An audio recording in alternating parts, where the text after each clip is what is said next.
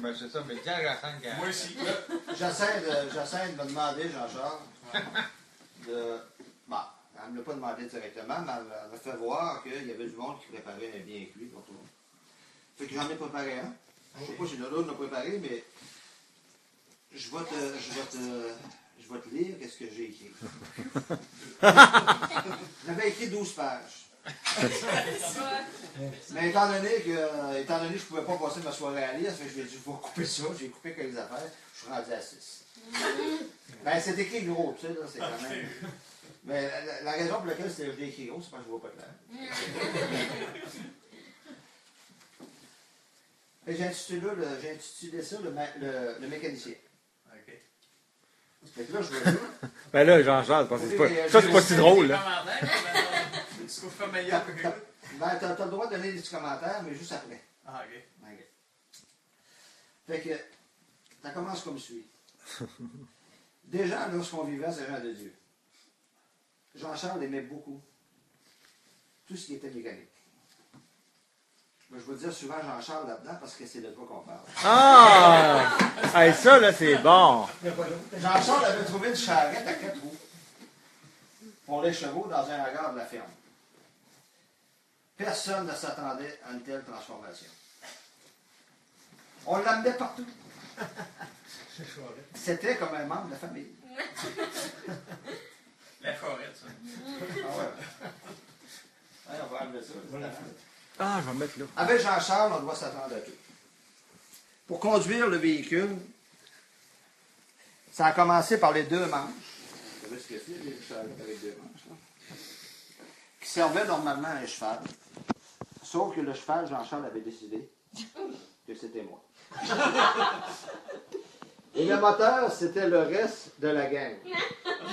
C'est-à-dire Jean-Charles, Daniel et Yvon lorsqu'on le trouvait. C'est bien. Un jour, en descendant la rivière, on avait pris un peu trop de vitesse. Comme c'était moi qui conduisais les guides, les 2 guides dans les mains, j'ai tombé. Et par miracle, un des guides a planté à terre et la charrette est montée dans les airs. Elle est tombée sur le côté. Et je pense que c'est ça qui m'a sauvé la vie. Comme un des manches était cassé sous l'impact, il nous en restait juste un pour conduire, mais ça n'allait pas très bien. Jean-Charles a fini par le couper. Je reviens tout le temps à Jean-Charles. Il a fallu trouver une façon de conduire. Jean-Charles l'a trouvé.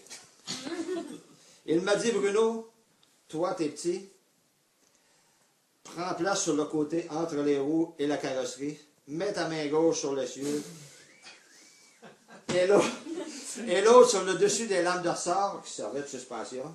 C'est ça que ça aide. Ce qu'il n'avait pas prévu, c'est que ça me pincerait les mains. Ah, c'est vrai. Que je me pincerais les mains entre les lames de ressort lorsqu'on se promenait dans les bosses. Après la première semaine, j'avais pas mal de cordes dans les mains. Je ne sentais plus les lames, ma main non plus. Je crois que Jean-Charles a eu pitié de moi. Il a décidé d'installer une conduite sur la charrette, avec des bouts de bois, un vieux volant de voiture et des cordes de presse à foin attachées sur l'essieu avant. Comme le tout était attaché sur l'arbre du volant, on pouvait diriger à droite et à gauche la charrette. L'idée de Jean-Charles était de grimper la montagne où l'on glissait l'hiver. Tu te souviens, hein? Ça n'a pas été facile de monter la charrette jusque-là. Il a fallu mettre l'épaule à la roue. C'est le cas de le dire. Je ne me rappelle pas le temps que ça a pris pour monter. Ça a pris 2 roues. On est campé là. On l'a bloqué dans la côte, on est revenu dans le Ouais, c'est ça.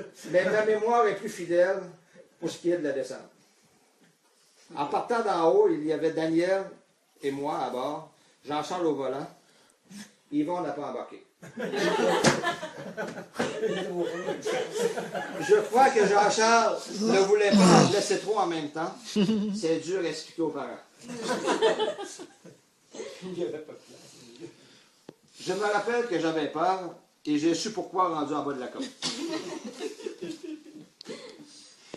Jean-Charles avait tout prévu, sauf la vitesse qu'on allait atteindre et le fossé qu'il y avait juste en bas. Ouais, on le fait malade. Ah ouais. Il les aimait, ses frères. Comme on allait là seulement que l'hiver pour glisser, la neige recouvrait ce trou qu'on a vu à la dernière minute. Jean-Charles nous a crié « Sautez, on va se tuer! »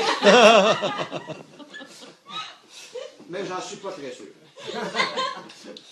Je me souviens que la charrette était toujours sur ses roues parce qu'on l'a ramenée à la maison. Avant de partir pour Saint-Cyprien, Jean-Charles avait comme projet d'installer un moteur de scie mécanique sur la charrette, histoire de se promener sans se fatiguer. On a déménagé trop vite pour cette réalisation. Ça aussi, tu te souviens de ça. Quel âge t'avais? Ben, c'est sûr, il était tellement bien. Jean-Charles, il a tout le temps été le plus vieux chez nous. J'avais 60 ans, c'est ça. À Saint-Cyprien, avec un garage à portée de main, ses talents mécaniques ont pris de l'ampleur.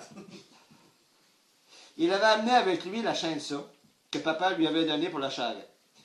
Il a eu l'idée de fabriquer une moto et d'installer un moteur. Et il l'a fait. Mais tu sais, ça se vend Et ça tout a marché. ça se vend tout fait aussi, là. Ouais, c'est bien quand tu le fais. Ah, dans le temps, ça se faisait pas. Et ça a marché un bout de temps, mais je n'ai pas de photo. Après quelques années, il s'est intéressé aux voitures. Il a commencé par pousser de la neige avec une vieille voiture qu'on avait au garage, sur laquelle papa avait installé une garage.